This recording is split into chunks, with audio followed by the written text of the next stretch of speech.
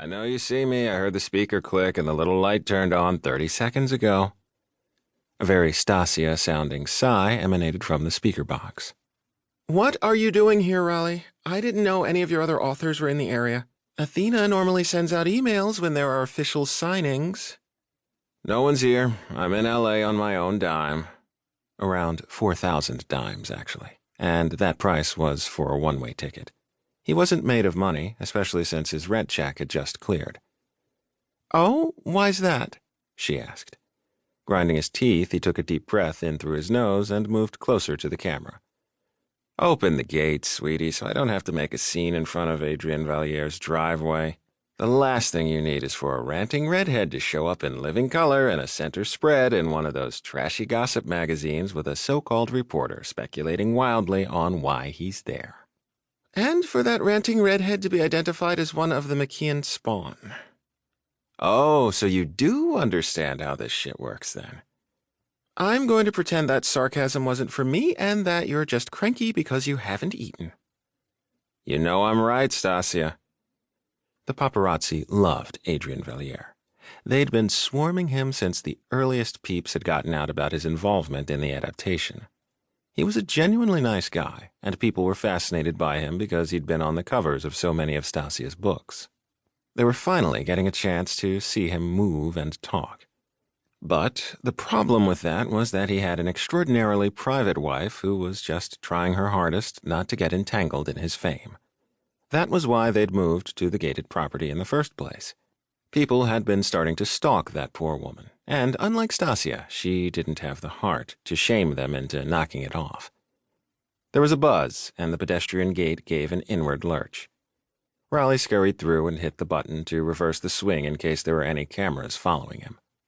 Because he'd been lying low and having a relatively boring, unproblematic existence, he hadn't been splashed in a tabloid for a few years, and he wanted to continue that trend. Stasia appeared from the north side of the property, picking her way barefoot up the stone path.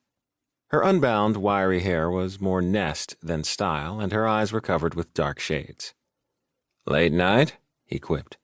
She cleared her throat and canted her head in the direction she'd come from.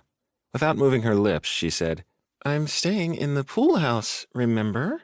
"Yes, that's the lie you told me. It was a lie, right?" "Shut up and keep walking."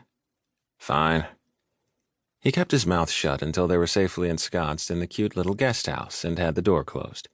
Then he cast his gaze about and scoffed. There was no furniture, except for a single sofa and a couple of bar stools at the kitchenette counter. The place had the sort of stale smell that usually permeated unlived-in domiciles, of dust and unflushed drains. Stasia drew the curtains shut. "So." "Yes, so. Given the close nature of our relationship, I won't beat around any bushes. What the hell are you doing?" Turning to face him, she took off the sunglasses and blinked.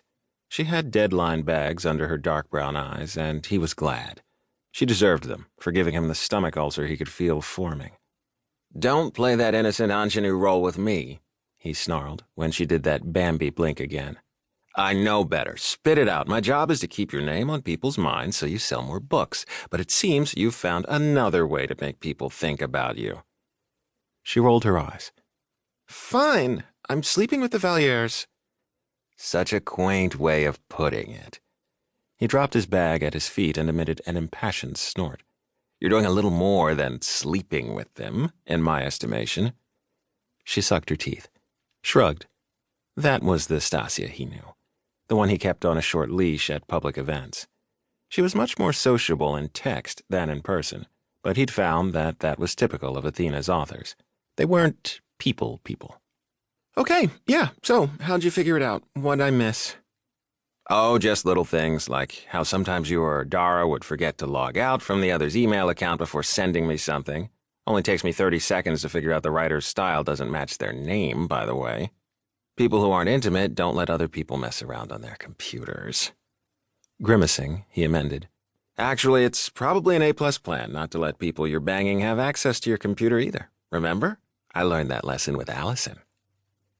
Allison had been the closing bookend in Raleigh's long period of serial monogamy. She'd been the complete package, gorgeous, intelligent, and socially conscious.